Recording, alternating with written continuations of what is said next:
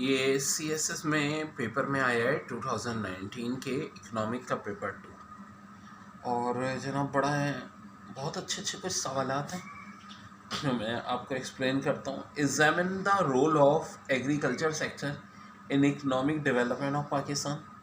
Should country continue investing in it or there exist better option has alternate plan.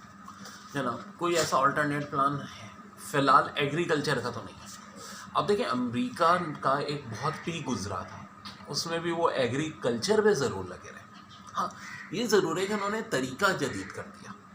हमारे यहाँ तो खाद भी प्रॉपर एक ज़माने में यूज़ नहीं होती थी, फिर कौन सी होती है, नाइट्रोजनस फर्टिलाइज़र, ज़्यादा से ज़्यादा पोटैशिक फर्टिलाइज़र तक नहीं होती, और अमेरिका में phosphoric fertiliser, super phosphate, triple phosphate use होती है।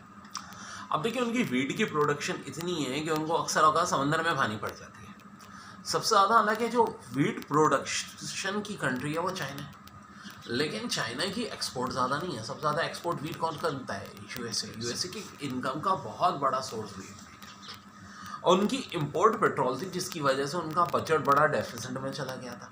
तो अब उन्होंने अपना पेट्रोल निकालना शुरू कर दिया। अमेरिका ने सारी दुनिया से छुपा के रखा था अपना पेट्रोल अलास्का का, और अब करना शुरू कर दिया। तो आप देखें कि जितनी भी कंट्रीज़ हैं डेवलप, ऐसा नहीं है कि एग्रीकल्चर पे डिपेंड नहीं कर रही होती। इंडस्ट्रियलाइजेशन अपनी जगह, एग्रीकल्चर की अहमियत अपनी जगह। हमारे यहाँ तो 44% लोग इससे वापस हैं, और एक यही फील्ड है जिसमें टैक्सेशन भी नहीं है। हालांकि अब देखें ना, एक कम से कम आमदनी वाले को आज इतने टैक्सेशन देने पड़ रहे हैं, लेकिन एग्रीकल्चर में टैक्सेशन है ही नहीं। बड़े बड़े फेडरल लॉर्ड्स हैं, उन पर कोई टैक्सेशन नहीं होता। अब इशू की बात क्या आ रही है कि हम जो बात कर रहे हैं कि इसका रोल क्या है।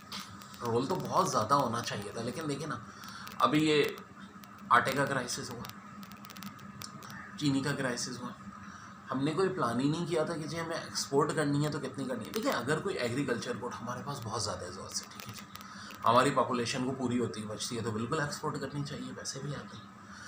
लेकिन बाज़ औक़ात हमें इसको भी देखना चाहिए कि अगर कोई भी उसकी स्मगलिंग हो रही है तो उसको रोकना पड़ता है।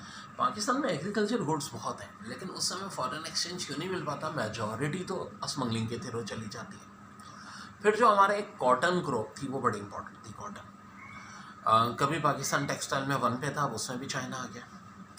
लेदर में हम बहुत आगे थे, लेकिन जब से रशियन फेडरेशन बना, यानी USSR के टुकड़े हुए, लेदर का बिजनेस भी ख़त्म हो गया। और बहुत सारी ऐसे प्रोडक्ट्स हैं जिन पे पाबंदी है। टोबैको हमारे यहाँ एक बड़ी अहम कैश क्रॉप थी। अब जाहिर सी बात है कि आजकल एडवर्टाइजिंग वगैरह बैंड है सिगरेट्स की, तो ये और है भी नुकसानदेह बात, वो बहरहाल होनी भी चाहिए। ये सारे प्रॉब्लम्स रहे। फिर जो इसमें ज़रूरी कर्जे मिलते हैं, वो यार मैंने तो देखा है बड़े बड़े फेडरल लॉर्ड्स को मिलते हैं, छोटे किसानों को नहीं मिलता। फिर ये भी बड़ा है, हज़म कर लेना, हड़प कर लेना छोटे छोटे किसानों की ज़मीनों। दुनिया भर में ज़रूरी असलाहत जो हुई हैं वो रिलेटिव हुई हैं। पाकिस्तान में भी होने को तो हुई नहीं कि जी 100 एकड़ बारानी, 200 एकड़ गैर बारानी से ज़्यादा ज़मीनें ना लें, बट प्रैक्टिकली ऐसा कुछ नहीं हुआ।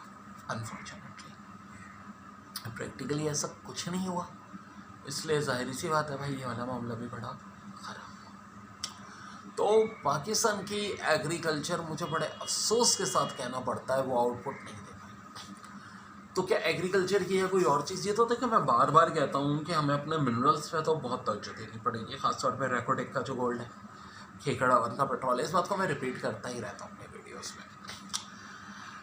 जब है तो क्यों नहीं यूज़ कर रहे हैं, लेकिन इसका मतलब ये हरगिज़ नहीं है कि हाँ, जब ये मिनरल्स हम एक्सपोर्ट करते हैं, अगर अपना गोल्ड पेट्रोल, तो आपको बहुत बड़ी रकम मिलती है फॉरेन एक्सचेंज में, उससे आप मशीनरीज खरीद सकते हैं।